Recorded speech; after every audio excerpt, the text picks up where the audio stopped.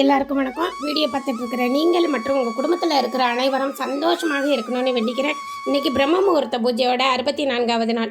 வழக்கம் போல் காலையில் 3:15 மணிக்கு எழுந்திரிச்சு குளிச்சுட்டு கோலம் போட்டு நேராக சாமி ரூம் கொண்டுட்டேங்க. சாமி படம் எல்லாத்துக்கும் பூவெல்லாம் எடுத்து வச்சு அலங்காரம் பண்ணேன். விளக்கேற்றுறதுக்கு ரெடி பண்ணிவிட்டு பிரம்ம முகூர்த்த பூஜையை ஆரம்பிச்சிட்டேங்க. இன்றைக்கி அனுமன் பிறப்பு பற்றி தெரிஞ்சுக்கிறதுக்கு ஒரு சில வரிகள். சிவன் மற்றும் விஷ்ணு பக்தர்கள் அனைவரும் அனுமனை வழிபடுறாங்க. பஞ்சபூதங்களில் ஒன்று காற்று புதல்வன் தான் அனுமன். இவர் இரட்சகனாகவே என்றைக்கு இருக்கார். ஸ்ரீராமஜெயம் அப்படின்னு எழுதினாலே போதுங்க, அவருடைய கருணை கிட்டிவிடும். இப்போ திரேதா யுகத்தில் கேசரி அப்படின்ற ஒரு சிவபக்தன் இருக்கார். அவருக்கு திருமணமாகி நீண்ட காலமாகியும் அவருக்கு குழந்தை பாக்கியம் இல்லை. அதனால் ரொம்ப கவலைப்படுறாரு. இப்போ சிவனை நோக்கி கடுமையான தவத்தில் இருக்கார். அப்போ சிவன் அருள் புரியலை. ஆனால் நீர் ஆகாரம் எதுவுமே இல்லாமல் காற்றை மட்டுமே உணவாக கொண்டு திடமான மனதோட நீண்ட காலம் தவம் புரிகிறாரு. சிவபெருமான் காட்சி தராரு. கேசரி தனக்கு பிள்ளை வரம் வேணும் அப்படின்னு கேட்குறாரு. அதுலேயும் மகன் வேணும், வலிமையோட வீரமுமா இருக்கணும், மரணம் இல்லாதவனாக இருக்கணும் அப்படின்னு கேட்குறாரு. கேசரிக்கு பூர்வ புண்ணியம் இல்லாததால் இந்த பிறவியில் மகன் பெற பாக்கியம் இல்லை அப்படின்னு சிவனுக்கு தெரியும். அதனால் பக்தா, உனக்கு பொண்ணு பிறப்பாங்க, அவங்களுக்கு ஒரு பையன் பிறப்பான், அவன் நீ சொல்கிறபடியே இருப்பான் அப்படின்னு சொல்லிட்டு மறைஞ்சிடுறாரு. அவ்வாறே மனைவிக்கு ஒரு பெண் குழந்தை பிறகுது. குழந்தைக்கு பேர் அஞ்சனை அப்படின்னு பேர் சூட்டுறாங்க. தக்க பருவத்தில் அவங்களுக்கு விரும்பியபடி ஒரு வானர வீரனை மணமுடித்து வைக்கிறாங்க. நீண்ட காலமாகி குழந்தை பாக்கியம் அவங்களுக்கு இல்லை. இப்போ தந்தை சொல்கிறாரு, சிவபெருமான் வாக்கு தவறவே தவறாது, அதனால் கவலைப்படாமல் இருக்கணும் அப்படின்னு சொல்கிறாரு. ஆனால் அந்த சமயத்தில் தர்ம தேவதை குரத்தி வடிவலத்தில் நீ திருவேங்கட மலைக்கு கணவனோட சென்று பெருமானை வழிபடு, உனக்கு ஆண்மகன் பிறப்பான் அப்படின்னு சொல்லிட்டு அவங்க மறைஞ்சிடுறாங்க. அவ்வாறே அவங்களும் போய் வழிபடுறாங்க. காற்றையே உணவாக கொண்டு இறைவனை குறித்து தவம் இருக்கிறாங்க. அதனால் வாயு பகவானோட அருளால் அவங்க கரு வயிற்றில் வளருது. ஆனால் தவம் இருந்த நிலையிலேயே தன்னுடைய கரு விட்டுருக்கிறத நினச்சி வேதனைப்படுறாங்க. அப்போ அசரீரி குரல் கேட்குது, வருந்த வேண்டாம், வயிற்றில் உருவாகி வளர்ந்து வர்ற கரு மகேஸ்வரனோட கருணையால் வாயு தேவன் சொரூபந்தான் இது, கருவில் இருக்கிறதால வாயு புத்திரன் அப்படின்னு பெயரிடு, சகல சக்திகளும் பெற்றவனா சிரஞ்சீவியா திகழ்வான் அப்படின்னு சொல்கிறாங்க. இப்போ உரிய காலத்தில் ஒரு ஆண்மகனை பெற்றெடுக்கிறாங்க. அவனுக்கு அனுமன்னு பேர் சுட்டுறாங்க. அஞ்சன தேவியோட பையன் அப்படின்றதால ஆஞ்சநேயன் அப்படின்னு பேர் சுட்டுறாங்க.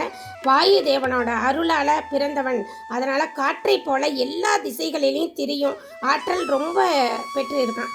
இப்போ குழந்தையிலேயே மலைச்சிகரங்களை எல்லாம் தாண்டிக்கிட்டு இருக்காரு. கேசரி தன் பேரனோட ஆற்றலையும் வேகத்தையும் பார்த்து ரொம்ப சந்தோஷமாக இருக்கார். ஒரு தடவை அனுமனுக்கு ரொம்ப பசி, ரொம்ப குழந்தையாக அழுதுகிட்டு இருக்காரு. அப்போ வானத்தில் சூரியன் செந்நிறமாக ஒளிஞ்சிக்கிட்டு இருக்காரு. அதை கண்ட வாயுபுத்திரன் சிவந்த பழம் அப்படின்னு நினச்சி அதை பிடிக்கிறதுக்கு அருகில் போகிறாரு. அதே சமயத்தில் சூரிய கிரகணம் அன்றைக்கு ராகு சூரியனை பிடிக்கிறதுக்காக வந்துக்கிட்டு இருக்காரு. அனுமனை பார்த்து திடுக்கிட்டு தேவேந்திரன்கிட்ட போய் முறையிடுறாரு. சூரியனை பிடிக்க விடாமல் ஒரு குழந்தை தடுத்து நிறுத்துது, அதை நீங்கள் தான் விரட்டணும் அப்படின்னு சொல்லி வேண்டுறாரு. இந்திரன் கோபத்தோட கையில் இருந்த வஜ்ராயுதத்தை ஏந்தியபடி சூரிய மண்டலம் நோக்கி வராரு. தன் ஆயுதத்தை அனுமன் மீது ஏவுறாரு. அது அவருடைய தாடையை தாக்கிருச்சு. அனுமன் பூமியில் விழுந்து மயக்கம் விட்டாரு. இப்போ இந்த செய்தி அவங்க அம்மாவுக்கு தெரிஞ்ச உடனே வானர வீரர்களோட அனுமன் இருக்கிற இடத்துக்கு வராங்க. தன் மகனோட நிலையை கண்டு ரொம்ப வருந்துறாங்க. இப்போ மகேஸ்வரனை வேண்டுறாங்க. அந்த சமயத்தில் இந்திரன் அங்கு தோன்றி, அஞ்சனைய கவலைப்படாதீங்க, அனுமன் சூரியனை பிடிச்சிருந்ததால் அந்த கிரகணங்களால் தீமைகள் விளையும், அதனால தான் அதை தடுக்கிறதுக்காக என்னோட வஜ்ராயுதத்தை ஏவினேன். அனுமன் சிவபெருமான் வரம் பெற்றவன், தேவர்களாகிய எங்களோட அருளும் அவனுக்கு என்னைக்கும் இருக்கும் அப்படின்னு சொல்கிறாரு.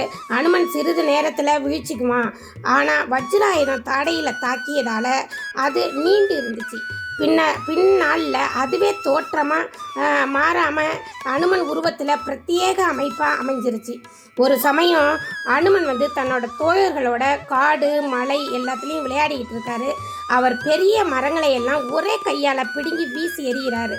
பாறைகளை எல்லாம் பந்து போல தூக்கி விளையாடிக்கிட்டு இருக்காரு.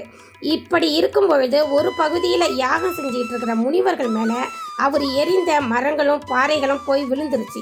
இதனால் அவங்களுக்கு கோபம் ஏற்படுது. அனுமன் வந்து தன்னோட வலிமை பற்றி தான் உணராமல் போகட்டும் அப்படின்னு சாபம் விடுறாங்க. இதை கேட்ட அவங்களோட அம்மா அஞ்சனாதேவி முனிவர்கள்ட்ட வந்து தன்னோட பையன் செஞ்ச பிழையை பொறுக்குமாறு மன்றாடுறாங்க. முனிவரும் அனுமனோட சிரஞ்சீவி தன்மையும் மகிமையும் உணர்ந்துடுறாங்க. அதனால் பிறர் எடுத்துரைக்கும் போது தன்னோட வலிமையை உணர்ந்து செய்வதற்கரிய செயலை புரிவான் அப்படின்னு சொல்லி வாழ்த்துறாங்க. அதன் பிறகு அனுமன் முனிவர்களை பெரிதும் மதிக்கிறாரு. அவங்கள பணிஞ்சு அவங்கக்கிட்டேயே வேத சாஸ்திரங்கள் புராணங்களை எல்லாம் கற்றுக்கிறாரு. அனுமன் உடல் பலத்தோட அறிவு பலமும் பெறுறாரு. அஞ்சனாதேவி தன்னோட மகனை கிஷ்கிந்தையின் அங்கே வாலியோட தம்பியான சுக்ரீவன்கிட்ட அழைச்சிட்டு போகிறாங்க. சுக்ரீவனும் அனுமனோட ஆற்றலையும் செயல்திறனையும் கண்டு தன்னோட அமைச்சராக அவர் ஏற்றுக்கிட்டாரு.